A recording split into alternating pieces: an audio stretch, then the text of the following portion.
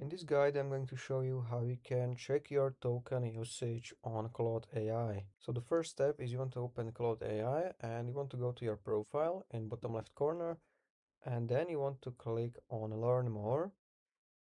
And from here, we want to navigate to API console. So click on API console. And if you are not signed, basically sign with your account. And after that, if you click on this arrow, so you'll expand this dashboard from Claude Console. You can see your usage over here and the analytics. So if I click on usage, you can see all your tokens in, tokens out, and basically your token usage from here.